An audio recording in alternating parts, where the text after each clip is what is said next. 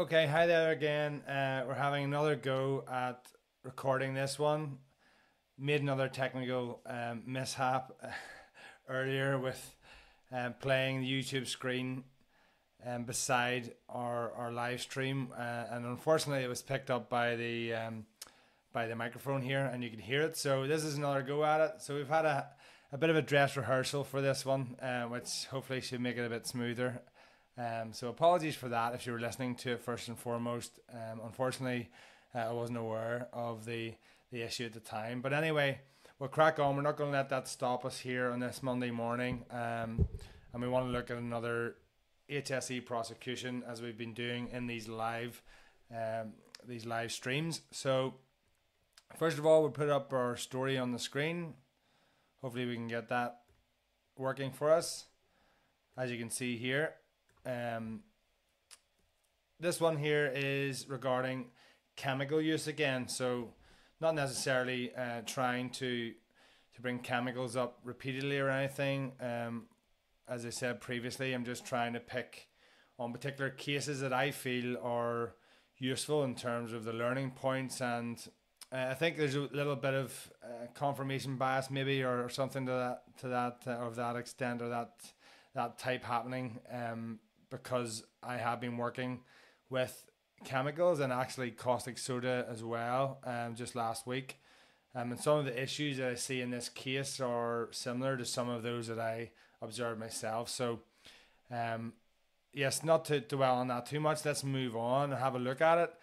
In this case, the chemical company, it's a large chemical company. You can see the name of them on screen there. And they were fined £400,000 for chemical burns being happening to one of their employees or one of the operators on the site that they operate. So what happened here was someone was going down. You can see the picture. I'll put a better photo up for you on the screen here.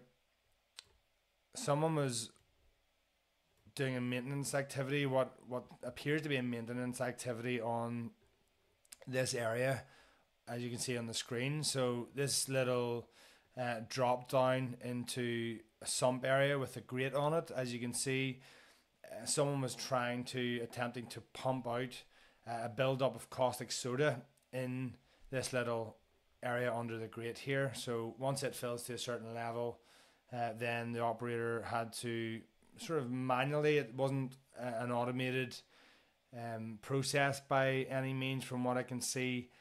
They had to jump down into what I would refer to as a pit to access the actual sump, put a bit of pipe or pump pipe work into it to actually perform the pump process. So what happened was the person who was doing that got down into the pit area. They stood on the grate itself. And the grate itself, I don't know if you're familiar with these types of grates. You would see them in a lot of different workplace environments where you have a collection of maybe wastewater or excess liquids, and it would be some sort of a catch mechanism. Even you might have it as a bund if you're actually managing chemicals. So these heavy grates that go over the top is usually just to facilitate a visual check to make sure you can see the level on the sump, and then evidently you can decide if it needs to be pumped out.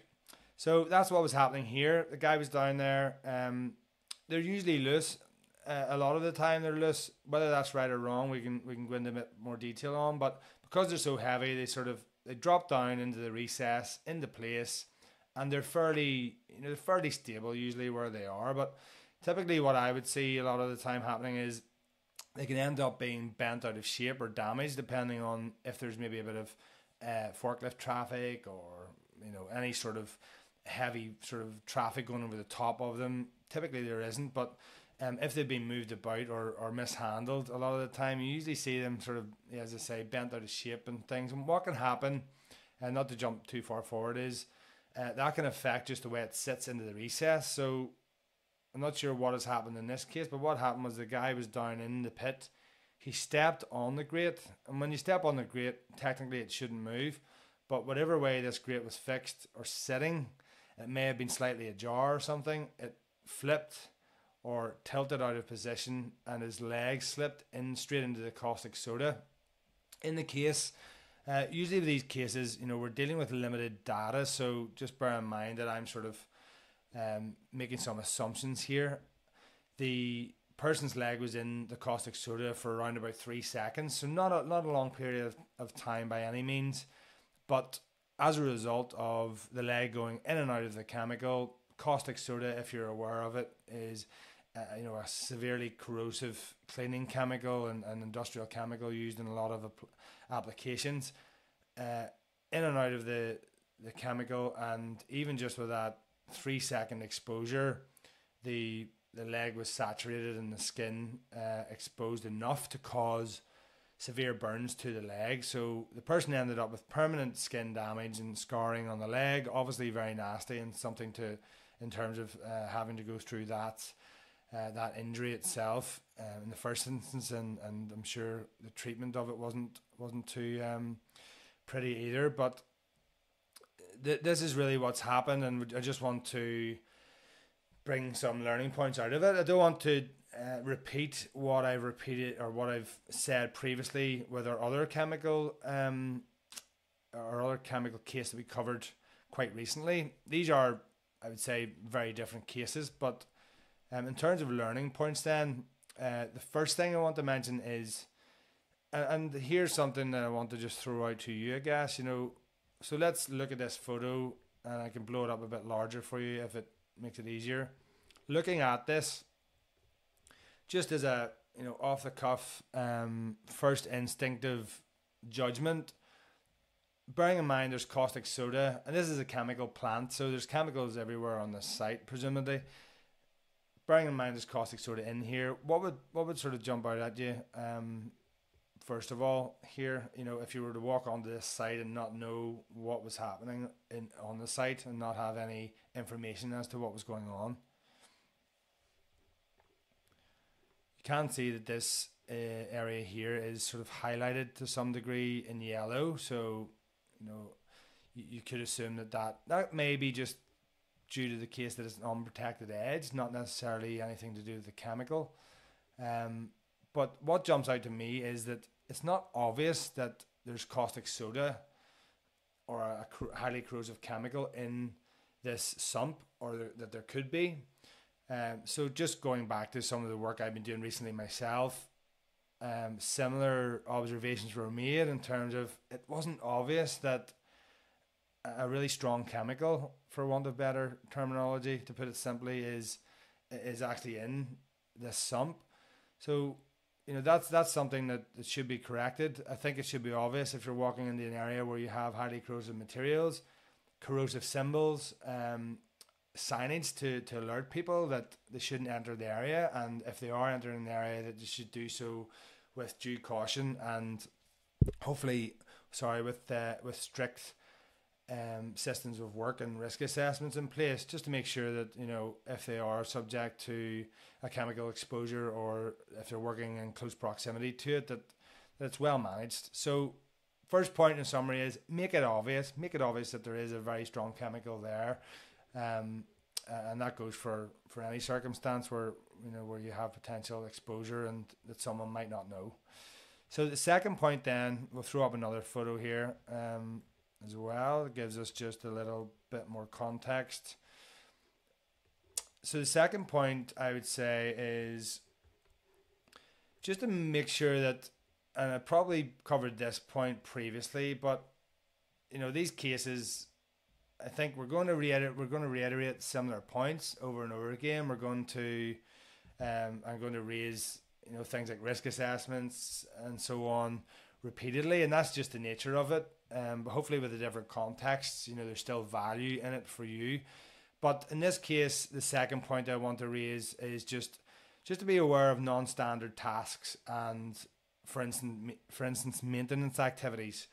So in this case, they're pumping out a sump. Typically a sump is there for overflow, for catching materials that are excess or wastewater, as I was mentioning earlier. And typically you wouldn't be pumping them out or relieving the water on a daily basis. It would typically be a less frequent process. So what I'm saying here is, understand how often that happens, and then make sure that there is a safe system of doing it.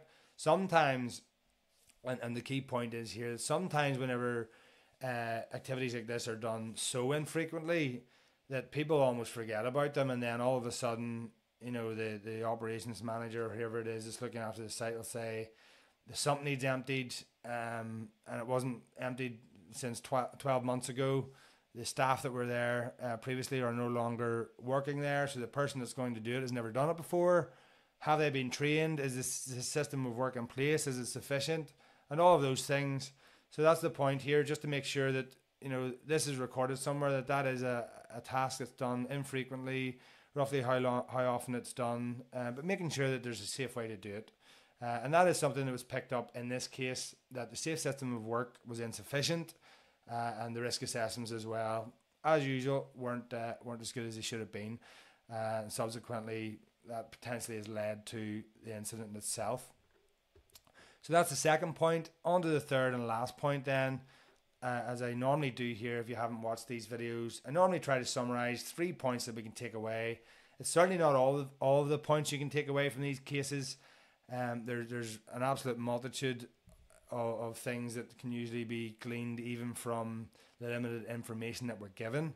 But just to keep kind of your mind thinking about things that I would see in my daily and weekly work, and keeping us sort of thinking about the different areas of risk that we can touch on here. We just try to cover 3 of the aspects that are I deem to be important, at least anyway. So the third point here, I'll just look at my notes to remind myself then, is okay, just that the devil is in the detail.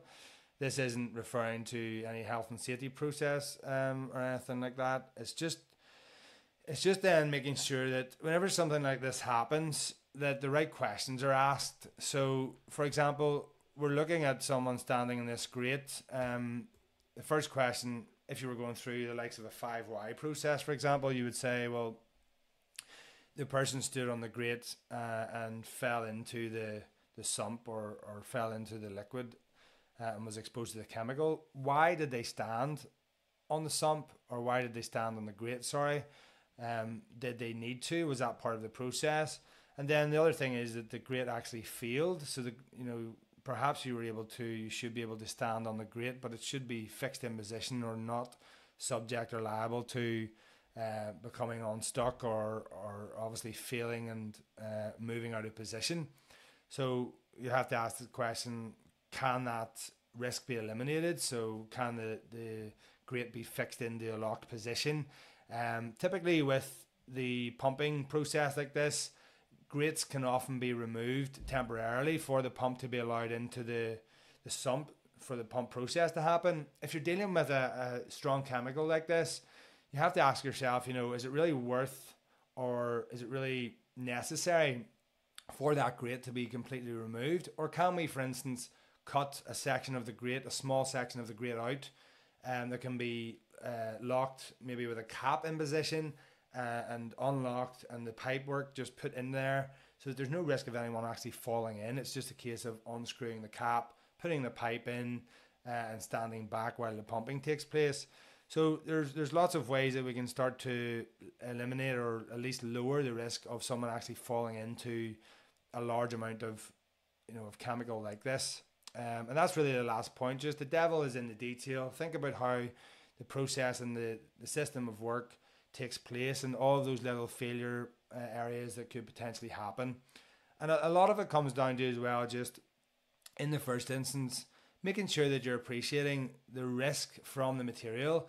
So if this was, for instance, hot or warm water coming off a brewing process, for example, if that water had cooled down by the time that the sump was being emptied, there's probably not much risk in being exposed to that. So you could potentially take the grate off it.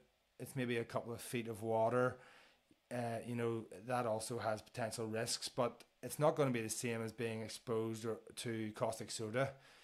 So you may not have to go to the same extent in terms of in terms of the protective measures there. But as soon as you realise that you're dealing with a highly corrosive chemical, then hopefully the sorry, my phone's going. Hopefully the protective measures then will be at the right level for the risk that does exist. Okay, so that's it for this one. Hopefully some of those points were useful for you. Please let us know either in the comments or via the chat there. I just want to touch on before we leave, again, we're giving away 1 million, at least that's the aim, 1 million courses for free at safety.com.